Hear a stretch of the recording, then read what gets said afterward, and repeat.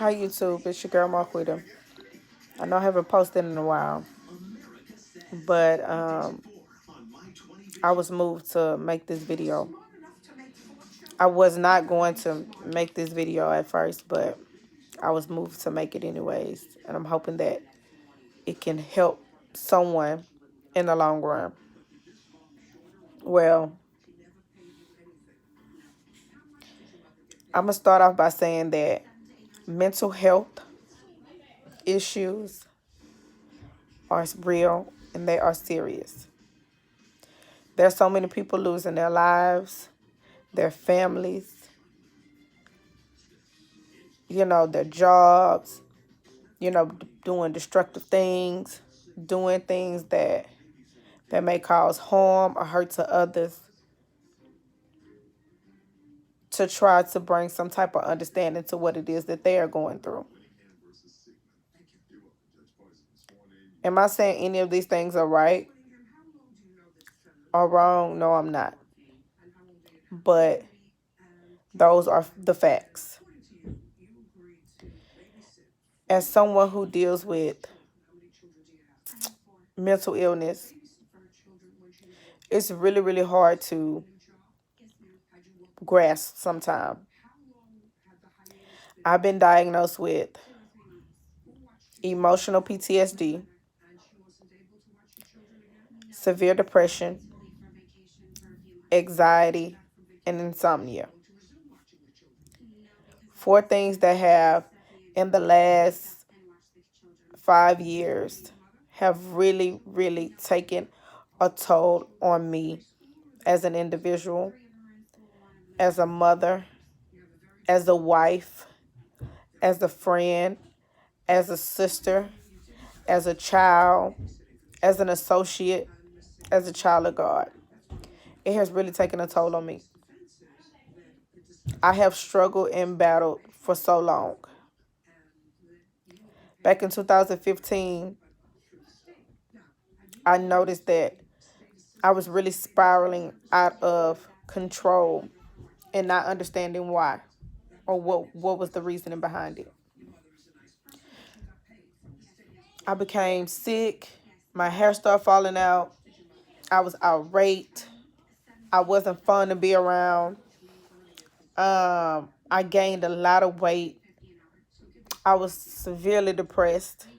And I was just going with the motions.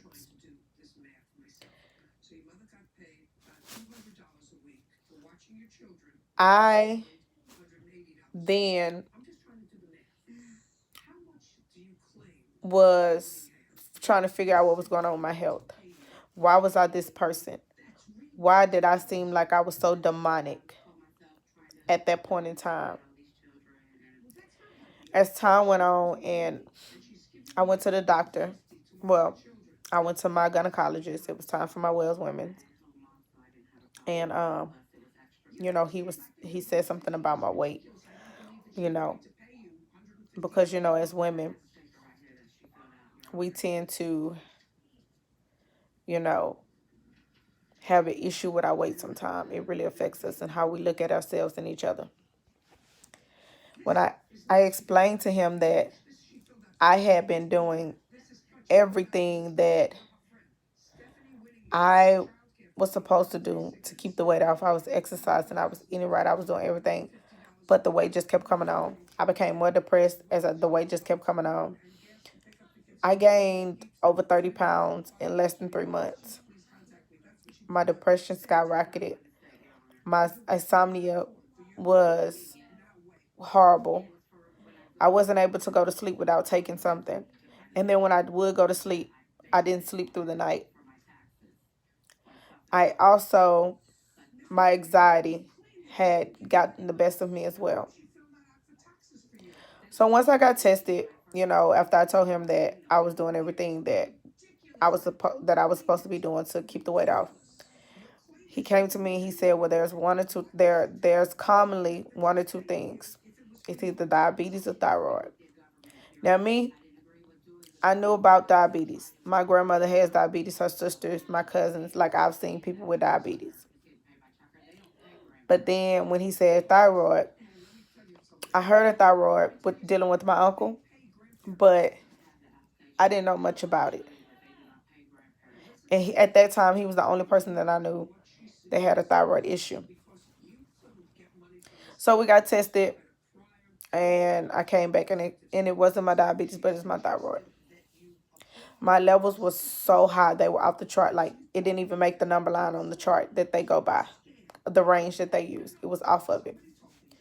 So he sent me to a specialist, and once I found out I had a thyroid issue, I became even more and more depressed. Because I'm like, what did I do to deserve this? What did I do to deserve to be sick? What did I do to deserve to have to go through this? And it ate me up a lot, and I became more and more depressed. As time went on and my mental health issues started to put a strain on our marriage. I mean, it really did. It put a strain on our marriage. Nothing seemed right. I was always just so angry and depressed and just all over the place. I was lashing out. I was yelling all the time. I was cussing all the time. I was screaming all the time. It was just a never ending battle because I was battling that in my head. And I felt like I had to get it out some way, somehow. And the only way that I knew how to get it out was by doing all those things. I know that my mental health took on a toll for my family. I also know that it pushed my husband further and further away. I wasn't fun to be around. It wasn't a joy to be around me. Nobody. And I knew that. I went on and just going through the motions, just still not accepting the fact that something was wrong with me. I wasn't accepting the fact. So I was still lashing out. I was still being angry. I was still just finding a way to release whatever was going on with me. And time went on. I ended up going to see a specialist once I found out I was diagnosed with thyroid problem. Once I went and got on the medicine, the specialist put me on medicine. He told me 6 to 8 weeks, take the medicine, you come back, we'll see what's up. Well, when I originally took the medicine, both of my thyroid glands were swollen. They both were swollen, like big eggs, sitting, big dinosaur eggs, sitting in my neck. I took the medicine the amount of time he said, and when I went back, when it was time to go back, only one gland had shrunk. Only one. So now I have to do this biopsy. That biopsy consists of a needle being stuck in your neck to pull out, tissues and cells, whatever it is that's needed. It's almost like a shot, but it's in your neck. They don't numb you or anything. They just go in there. Oh, it's like a shot. That's what they say. It's just like a shot. It's just going to go. Okay. Whatever. Results came back from the biopsy that I had dead cells. A bunch of dead cells. That this gland was just dead. The cells were dead. So now they're saying surgery. When he said surgery, I was so scared. I was so scared. I was so scared. I did not know what to think. How could it be that I was just diagnosed less than 6 months ago, and you're telling me now that I have to have surgery to remove a gland, a thyroid gland. It took a toll on me mentally even more than what I was already dealing with. Man, I became more depressed. I looked at myself differently. I'm like, oh, you know, I didn't feel good about myself at this point in time. I had gained all this weight, you know. I didn't feel sexy anymore. I didn't feel pretty anymore. I didn't feel any of those things. And so I just went with the motions. 2016, I ended up having my surgery. And when I had my surgery, everything went well. Once they took the gland out and they opened it up, they noticed that it was a tumor on the inside of the gland. And all I could think about is, what if I never would have went to the doctor? That tumor would have kept growing and growing, and it would have eventually cut off my windpipe.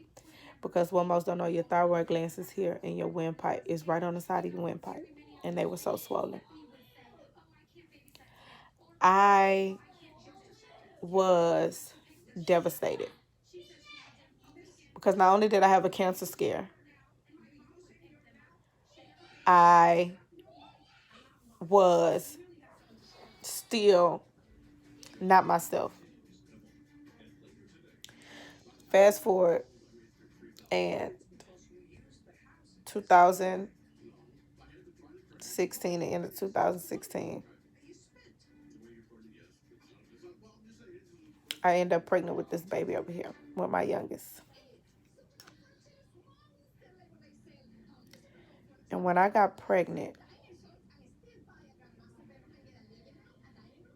the the day I found out I was pregnant, we had just lost a good friend of ours on the same day. So what should have been one of the happiest moments was so very sad. I came and laid down in my bed and I just cried and I cried and I cried silently because my husband was in the bed with me and I didn't want him to know I was crying. And I held it in and I kept it in to myself. I didn't tell anybody.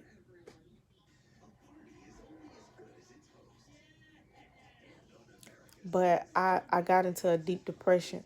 I wouldn't talk much. I wouldn't say much. It was just a lot that I wasn't doing. And it was because I didn't want to be pregnant. I just felt like that wasn't the right time to be pregnant. So I hated myself for getting pregnant at a time where things were already crazy and chaotic, you know. It took me until I was about 6 or 7 months for me to just grasp the fact that, hey, look, she's coming. She's not going anywhere. But I'm still depressed about it. When I had her, I felt so bad. Not because I had her, but I felt so bad. And I hated myself even more because when I looked at her, all I could ask myself is, how could you? How could you even think about not wanting to be pregnant with this precious baby? And I cried and I cried. I cried in the mornings and nights before I went to work. I was just crying because I did not want to leave her, because I felt like I had already done something bad by not wanting to be pregnant with her. So I felt like I needed her. I needed to be around her to show her that mommy really loves her, you know. And every day it was a struggle. But while I was pregnant with her, I went to go see my OBGYN, when I got there. See, I've been going to him since I was 18. And when I went to him, he looked at me and he said, "Now I've known you a long time, and I'm not used to you looking like this or your energy being this low. Are you okay? Are you your thought what are your thoughts doing? Are you having thoughts of hurting yourself? Yada this." And as much as I wanted to lie to that man, I really wanted to lie. I told him, yes, I told him the truth. And he said, "Okay, well, I'm going to send you somewhere and you need to talk to somebody." He sent me to a psychiatrist and I went to go see him. Are we in there? And I'm just telling him everything I got going on. Yeah, I'm working 2 jobs. I go to school. My kids have practice here. They have practice there. You know, I still have to be a wife. I still have to do this. And it was just so much going on. And the first thing he said was, "Sweetheart, you're going to have to stop some things. I don't care what letters I got to write or who I have to talk to, but you're going to have to stop doing all this stuff that you're doing." And my question to him was, how? How can I stop? I need the money to help, with the bills that I'm paying, to help my husband. My kids got to get back and forth to, their practices in school or whatever it may be. And I have to I need this degree so that I can better, my life or my family's life. It was a hard decision to make. So what I did was I went to work. He put me on some meds, depression meds, because he was like, "Oh, baby, you just severely depressed." And he said that depression just doesn't come like that. This is something that you have been battling for a while, and it's just now coming out because of everything that you got going on. So now it's uncontrollable for real. So he put me on meds, and I just I started taking them. After a little while of being on the meds, I quit one of my jobs. But even though I quit that job, I resigned from that job.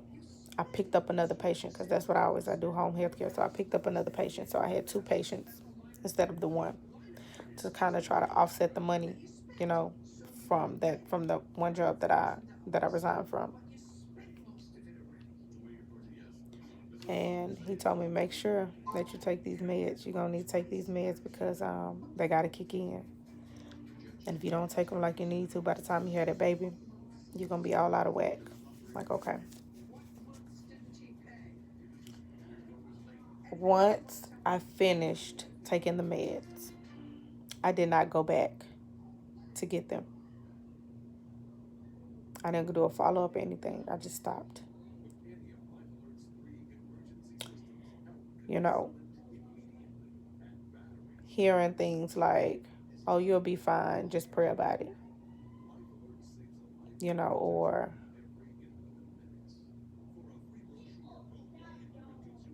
it's nothing. It's nothing. It's you'll get by.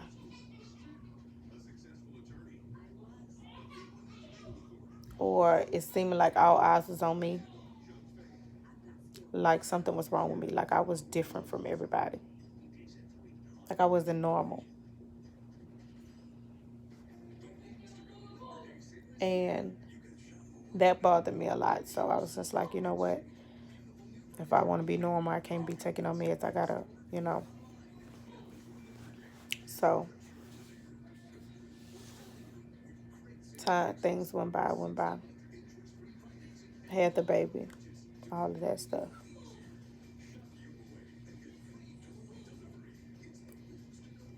I thought I was coping, but I was not coping.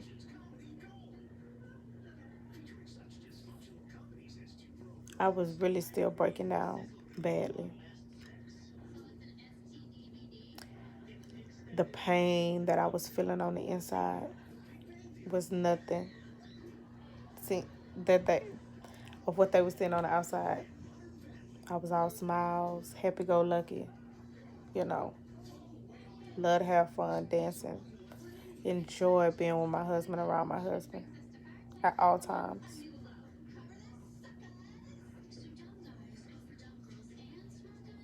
As time went on, I started having negative thoughts in my head, real negative thoughts. He doesn't love you. He don't care about you. He thinks you fat. He don't think you beautiful. He don't think you sexy. You know, those were the thoughts that I was having in my head about my husband.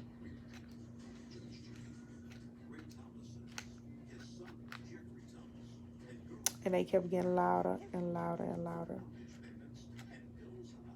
So we used to do everything together. When I say everything together, we used to do everything together. That started to decline. I started to decline.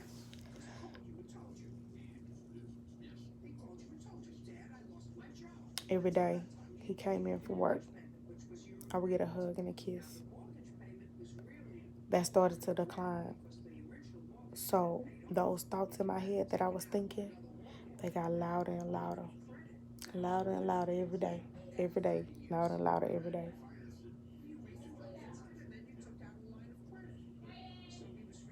And I truly started to believe it. That my husband didn't love me, that he didn't care, that he thought I was fat, he thought I wasn't sexy, he thought I wasn't beautiful or anything. Those thoughts got louder and louder and louder. And everything between him and I started to decrease. Just decrease, just go down, decrease, decrease, decrease.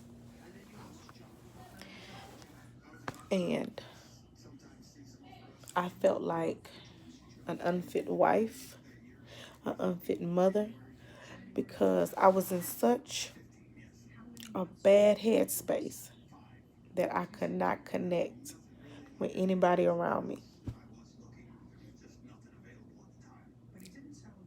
And as much as I wanted to, and as much as I tried to fight through those thoughts, I still was pushing my husband away. You know, and I was just dying on the inside, just dying on the inside. I was dying on the inside. And I was just hoping that somebody come and save me.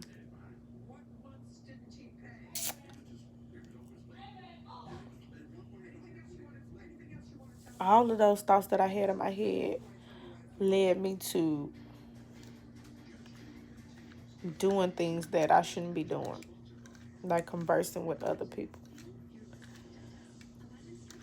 thinking that that would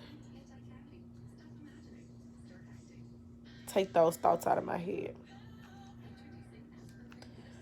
Uh, he don't love you. He don't think you beautiful. He don't think you sexy. He don't care about you. He think you fat. I thought that it would help those voices go away and those thoughts go away.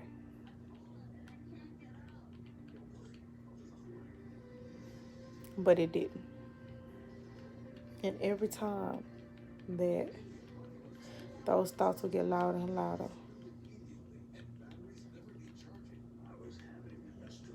I would start conversing with someone, hoping that that would help. But it didn't. All I did was hurt my husband because I was hurt, you know. I was losing touch with reality and everything around me, and that I didn't see anything.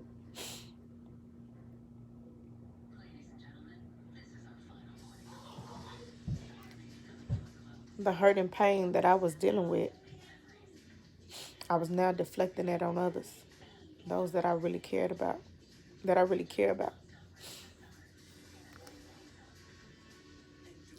As my mental health got worse and worse and worse, I just don't think that my husband could handle it anymore. I think he can handle it anymore. You know, me being so destructive and just me being destructive and just doing things to try to help me. You know, I was just being more and more destructive, and I pushed him further and further away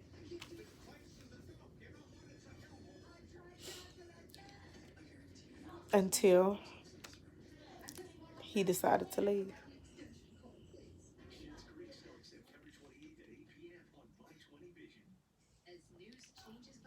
As I think about that, I'm just like, how could I be so stupid? How could I be so dumb to get that mentally unstable and not see what was going on around me? It's like I was tunnel vision.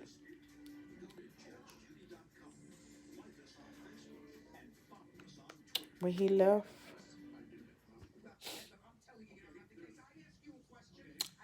I was devastated. When I say devastated, I mean devastated. I was so heartbroken. When I say so heartbroken, I was so damn heartbroken. I didn't know what to think or believe. And then here come these thoughts again.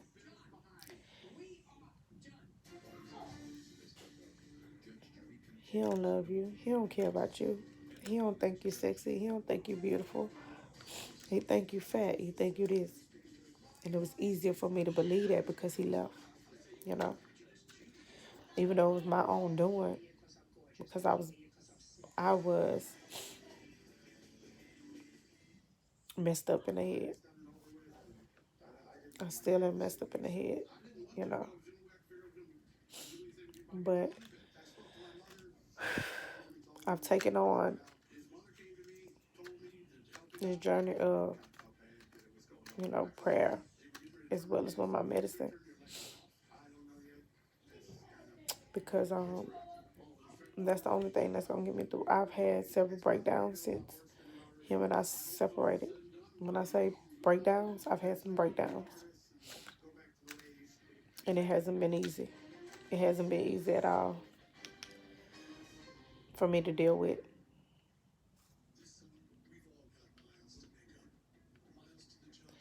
And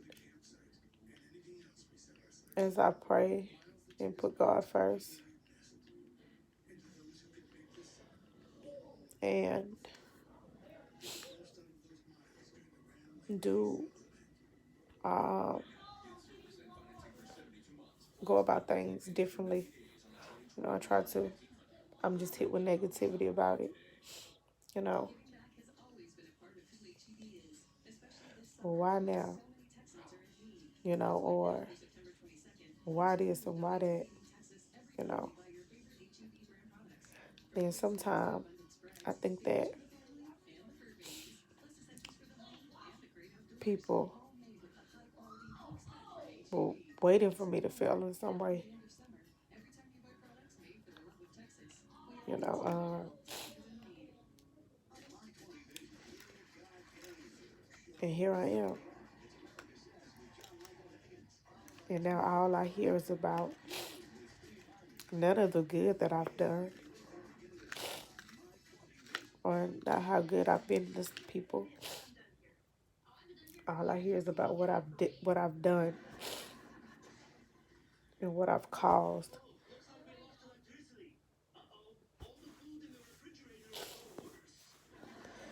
And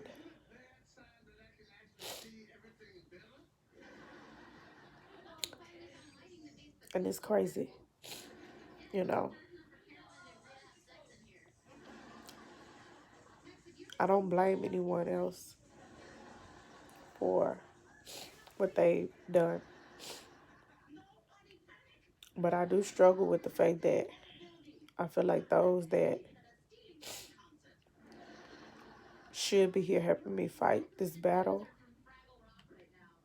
aren't here. They've walked out. People don't talk to me no more, speak to me no more, you know. And I'm just going with the flow and really trying to make it. I'm not asking for much, but I have surrendered myself over to God. And I've come to the conclusion that if me trying to get better or doing what's necessary to be better isn't enough for someone to want to be in my life, and isn't that okay, so be it. I'm at a point now where if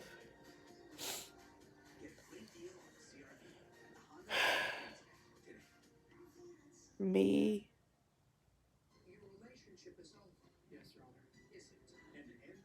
if you're not,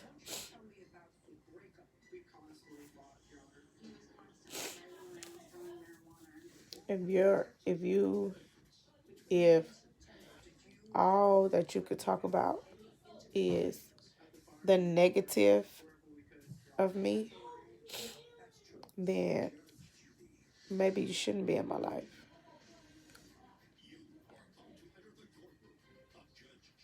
See, this is a battle that, one of those unforeseen battles that I did not see. But I'd have to let thy will be done.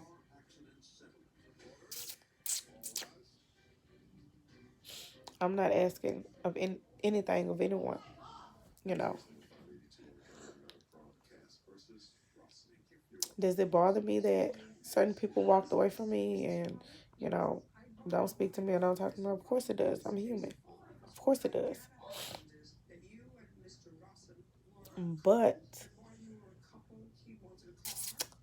I feel like I fought this battle so long by myself without people understanding or anything that I could continue to fight it by myself.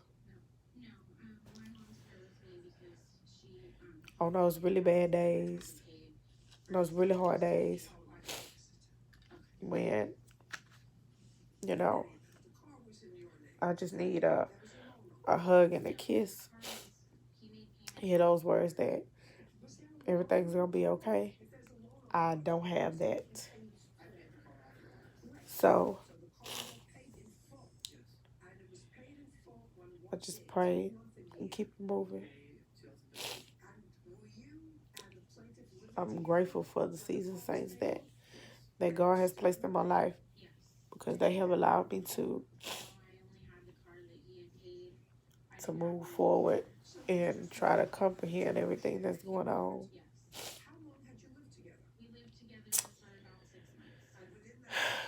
I don't expect anything of anyone. A lot of the actions that people have displayed are sometimes something that you have to expect of people. You can't expect anyone to stay around and deal with you while you're battling what you're battling.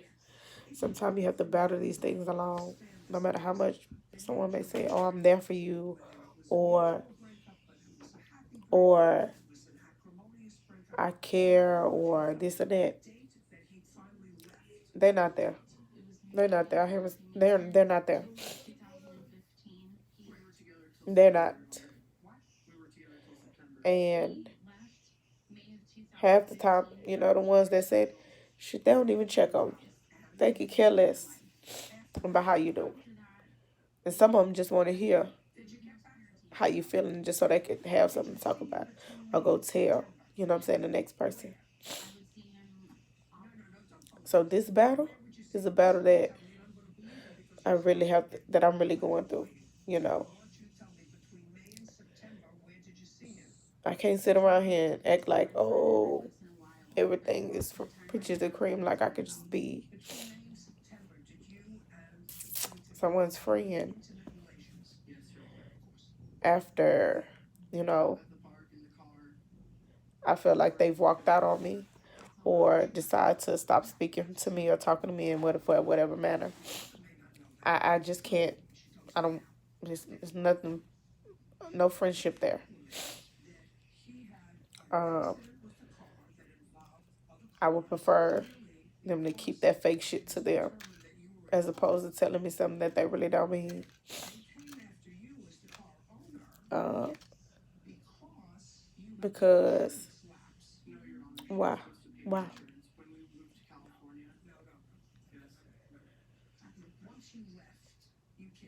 This isn't an easy thing to deal with or go through, especially when I'm looking at my children and I'm seeing different things going on with them.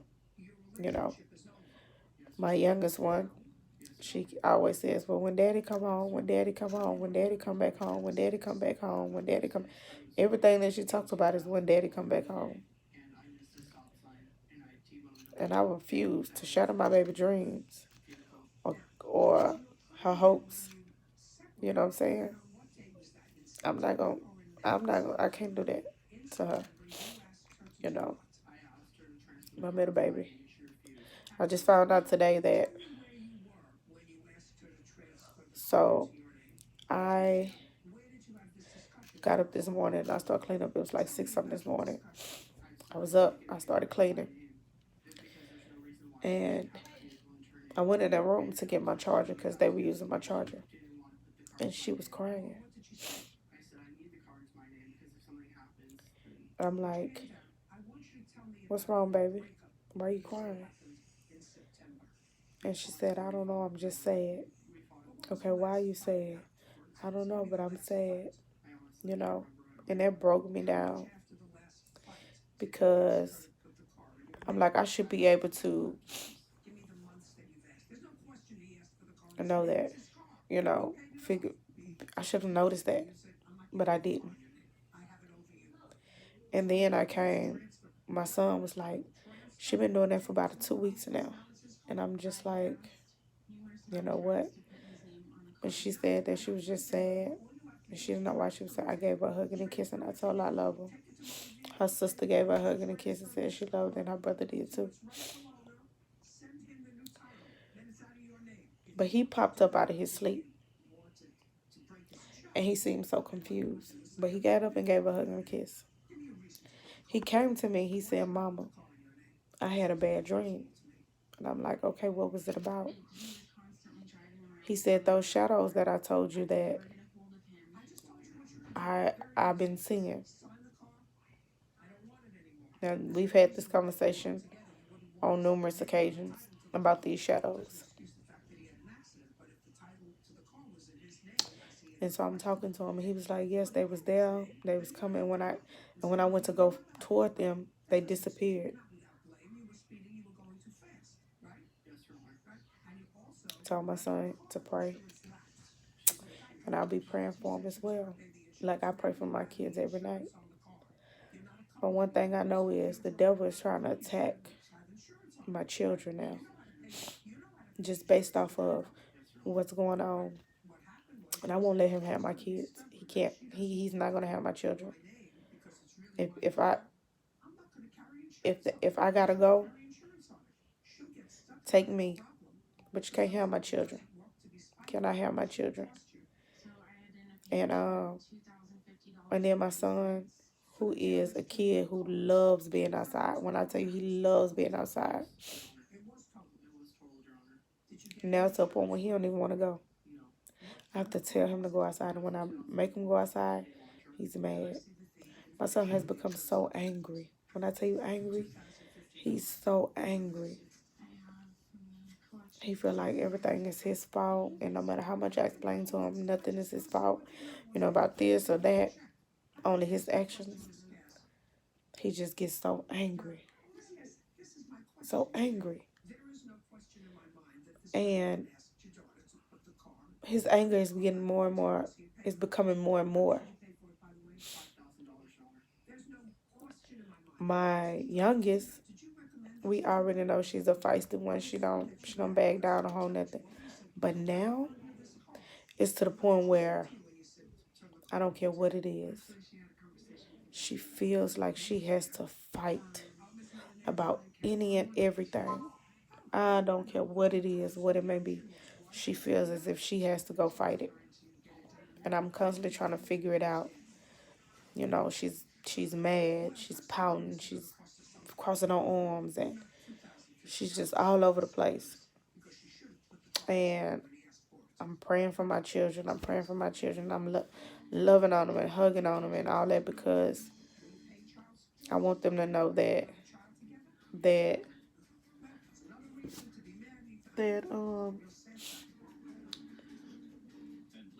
that I love them.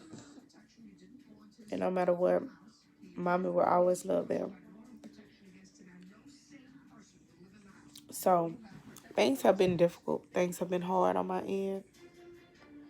I have really been struggling. But like I say, for the past week or so, this is the second weekend in a row where I've been able to I've been good. I've been good. And I'm gonna continue to pray for strength, guidance, and understanding. And pray for my situation and whichever outcome it may come, you know, I don't give up, but I'm no longer fighting any of these battles myself. I'm allowing God to fight them for me. See, He has a different plan, and He has a plan for me. And no matter what, God is always going to be there for me. I strayed away from Him for a while. Our marriage strayed away from God. It did. And the devil was able to maneuver in it and do what he wanted to do, or do what he felt like he needed to do. So here we are now. I'm sitting here, keep trying to get me together at the same time as trying to keep my kids up and keep them what they are, or where they once were. Situations like this, separations, divorce, breakups, and stuff like that, it affects the kids a lot. Trust me, I know, because I went through it. I went through it as a kid, and it did not feel good. And that was one of the things that I promised myself that I don't want for my children. But here I am, and my kids are going through some of the same shit that me and my siblings went through. And the only difference is, there's really no difference. It was just, the only difference is their dad isn't on drugs or anything like that, or whatever it may be. But it's like, who stops the cycle? Who stops the cycle? Do it. You know what I'm saying? When does the cycle stop? And it seems like a continuous cycle, because look at me now. It's not like my niece whose mom is deceased. So, she just has my one parent living. But here it is. My kids have two healthy parents.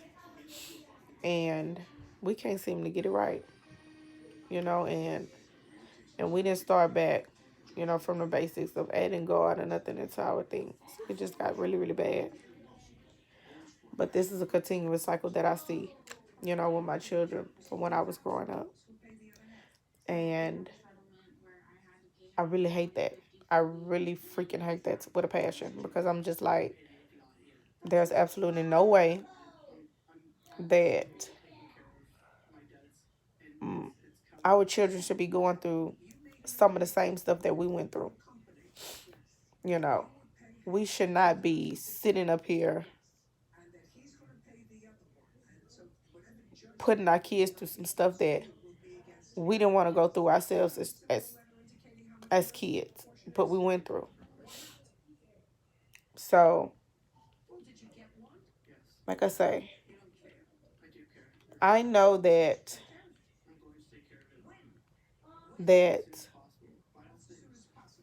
I'm part of the problem and a lot of the stuff that's going on with me.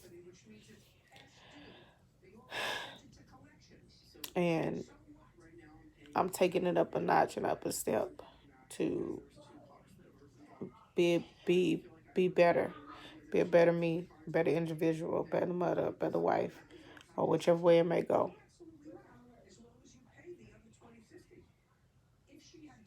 What I don't want is, and I can't stop anyone from doing it, is in my time of growth and me growing, for someone to continuously try to beat me down with what I did or didn't do. That's not. My growth is looking forward, and if there's no way that our growth can match without me being beat down about what I did or didn't do, then I don't need it and I don't want it.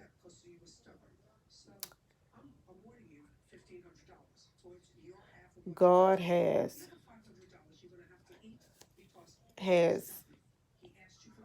He won't leave me nor forsake me. He didn't bring me this far to give up on me now. And I just say, let His will be done. I love my children. I love my husband. And let me be honest, I sometimes love myself. But that's just going with me being so young, going through all the stuff that I'm going through, health issues, mental health issues, and all this stuff. And I just feel like I was one of the strongest people in the world, like pretty much tackle anything. And then here I am, I'm getting beat down and destroyed by mental illness. And it's crazy, but God has a plan. And whatever that plan is, I'm here for it.